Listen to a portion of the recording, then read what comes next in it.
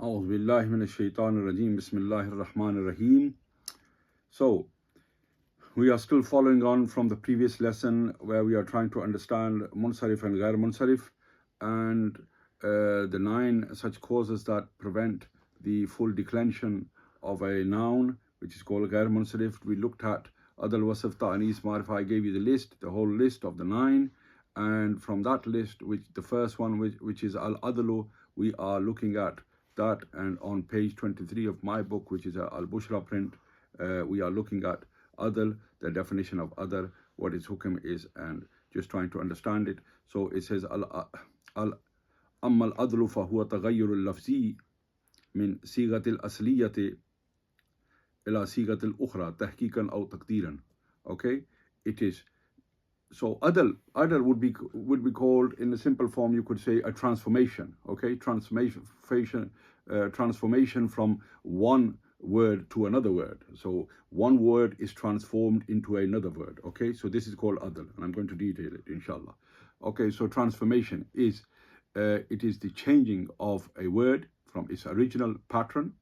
Okay, so as we know that in sarf we have patterns, and the meaning of sarf is for changing form of a word, and this is the word changes from its original pattern or its original form to another pattern or another form, okay, without a changing meaning. So the meaning doesn't change, okay, but the meaning stays the same, but the form is changed. This transformation is tahqiqan or taqdiran. This is of 2 types. Okay, one is called tahqiqan and the other one is called taqdiran. Tahqiqan would mean where there is a rule in place. Okay, where there is the subtype of rule that we understand that this transformation took place, and tahqiqan is estimated. Okay, we estimate that there is a rule. Okay, so there's no rule in place, but it is just estimated. Okay. وَيَجْتَمِعُ مَعَ الْوَزْنِ الْفِعْلِ أصلا. Okay, and وَلَا يَجْتَمِعُ مَعَ وَزْنِ الْفِعْلِ أصلا. So it cannot be coupled, or it cannot be paired with a wazn fi'l. Okay, a pattern on a word on the pattern of a verb. Okay, wazn al-fi'l. This is scale of a word, particular, and I'm going to explain.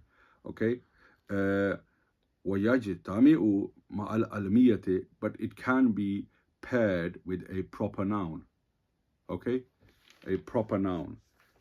Moving on to page 24, ka Umara wa Zufara, and the examples are given of Umara wa Zufara wa ma'al wasfi, but it can be combined.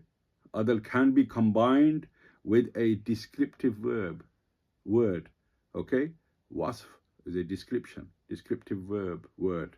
Okay, ka sulasa wa maslasa wa ukhara wa juma'a. So this is the text. Okay, it gives you, these are examples. Okay, ka sulasa wa maslasa wa ukhara wa juma'a. If you look that I'm reading it salasa because of the kaf, it is in the jusive state, in the genitive state, but because this is ghair munsarif, we are reading it in this form.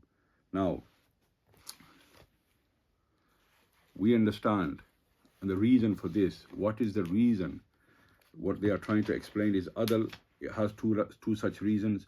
One of the reasons is that it is adl. It has transformation. Okay, it is transformed from one word to another form, one form to another form, and this is done by way of tahqiqan, verifiable, meaning there is some kind of rule in place. Okay, when we study nahw, when we study grammar, and we must understand that the rules of grammar, the rules of nahw were not written and then the Arabic language was created, but it was the other way around. The and this is one of the reasons that in Hadayat al-Nahw you will see that when the examples are presented to you, they are always Quranic ayats, and they are poems of the previous poets, okay? And this is how they explain and give an example of the rules of nahw. And this was, we all know that this was, the rules of nahw were given by Hazrat Sayyidina Ali Karamallahu Wajhul Kareem to his blessed student Hazrat Abul Aswad Doli, may Allah be pleased with him, and he wrote them down. But when they studied, the ulama, they studied the rules, and they put together the rules of nahw. They looked at how the Arabs spoke, and they understood that all words that are used by the Arabs, although they weren't grammarians, they weren't nahvis, but they used Arabic, and in some particular instance, when they referred to some words, they would pronounce them as munsarif, and then some of them they would pronounce them as ghair munsarif.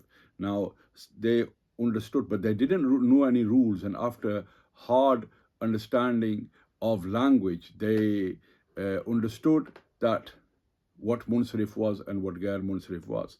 But when munsarif, they were studying, when they were looking at munsarif, they understood that there were the changing these, when they looked at adal wasf ta'anis, that 9 such causes that prevent a full declension. They understood that for some of them there were rules, and some of them there were no rules at all, like in adal.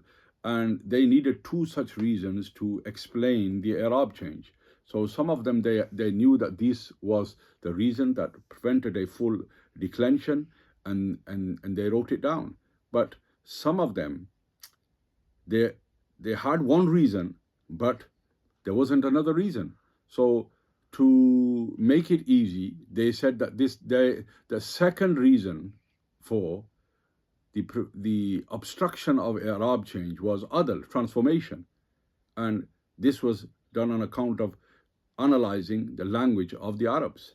And this is what happened here. So they said that this one reason would be alamiyat, okay, would be a proper noun, and the other reason would be adal, would be transformation, okay? And this is how they explained that this was ghair munsarif. This is a partially indeclinable noun, because this is the way they pronounced certain words. Now, then adal had its own ozan, it had its own scales, okay? And like we studied in sarf, you understand the scales of words, and then formation of them words according to that scale. And there was many scales, okay? We have a chart as well, and we studied all different types of scales. But adal, it has its own scales. It is at its own ozan, own wazans, okay? And there is 6 of them. So there is 6 scales. So scales are fu'al, like in sulas. So fu'al is number 1. Maf'al, maslas, 2. Fu'al, like in Umar, 3. Fa'al, like amsi, 4. Fa'al, that's sahar, this is 5. And the 6th one is fa'al, okay, like qatam. So these are the 6 scales. So these are the scales of adal, okay? So whatever new form that we see, it must be under these 6 scales. It will not be out of these 6 scales, okay? So, and the examples that Hadayat al-Nahw, the book, provides on page 24, it says Umar and Zufar.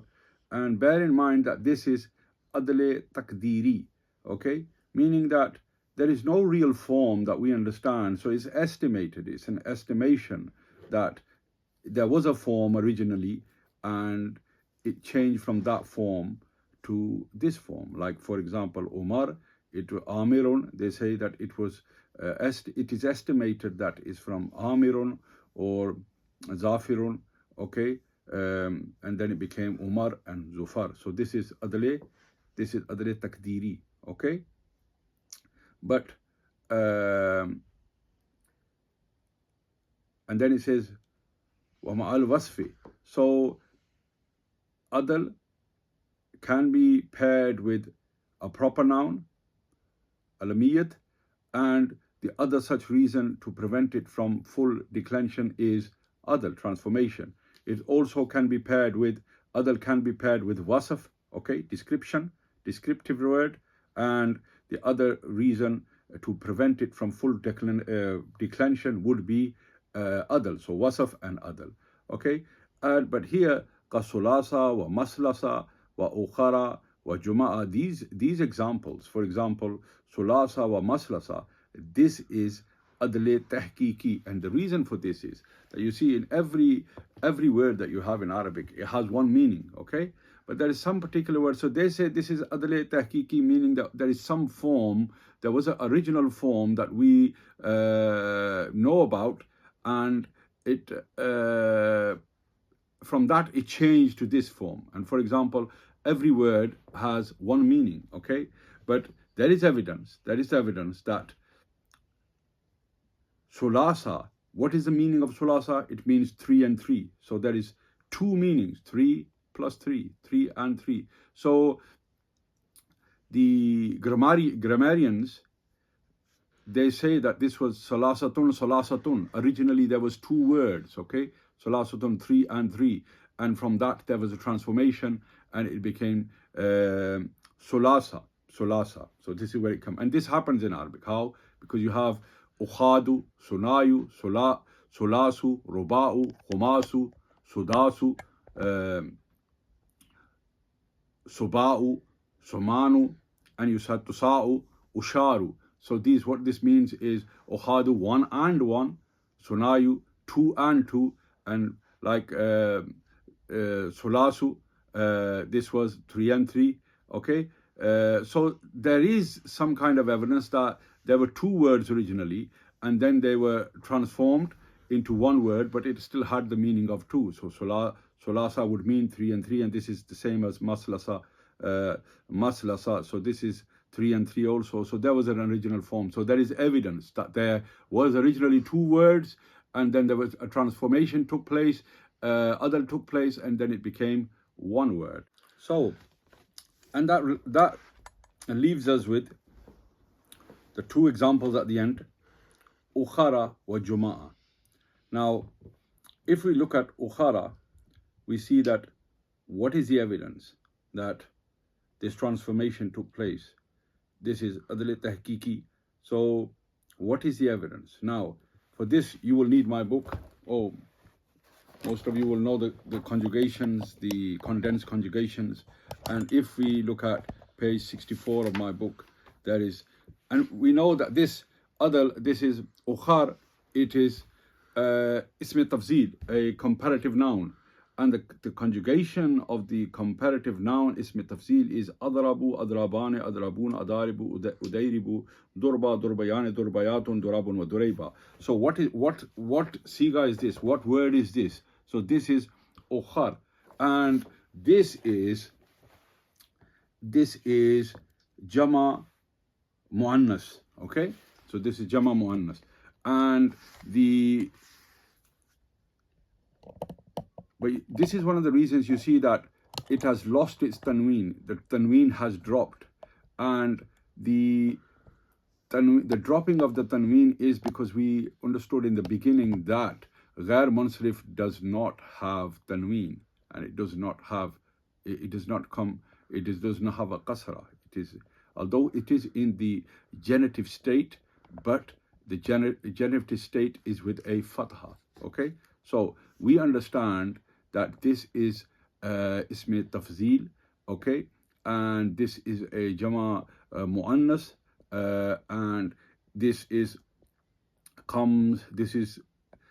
changed from durba to durabun, and the tanween was lost. It became ghair munsarif, and the reason that this tanween was lost is because there is rules of using ism tafzil, okay, and there is a form of it, and there is 3 different types. There is 3 rules that how you should use ism tafzil, and there is much detail of it, and this detail will be in Hidayatul Nahw as well. And when we go to the next book, there will be more details of that. But just in a nutshell, just a few examples. Examples is that, for example, if you are using Ism Tafzeel, you will have to use it with a alif lam, meaning that you would have to use alif lam al at the beginning, so it would be al adrab. So this is how it would use. So this was the original form. So the transformation took place from that form, and it became adrabu. Okay, durba and durab, it became durabun, and then the tanween was lost because adal happened, transformation happened, and we lose the tanween. Or it is used with a min, like adarabu min zaydin. Okay, so it is always used with min. So because it was used with min, and there is no min here when you're using it, so it is a transformation from the original rule to a new. So the rules will change. The transformation took place. So this is, and or if it's attributed, but attribution izafat is not applied here because the rules of attributing something, izafat of something, contradicts. They are against the rules of adl. So therefore, we're going to leave this one out at the moment until we go further into the book, and then the book will explain itself, and then we'll come back, because it will only just confuse you. For example, if it is Zaydun adrabul qawmi, and if we was to remove al-qawm, then we would have to bring another couple of words. We would have to bring adrabul qawm again. Or if we was to remove the attribution, the izafat, then what would happen would be that the tanween would reappear. And we understand that in adl, ghair munsarif, there is no tanween and there is no qasra. There is no, and this was one of the rules. So these rules contradict that rule. So therefore, we will leave this one out for the moment.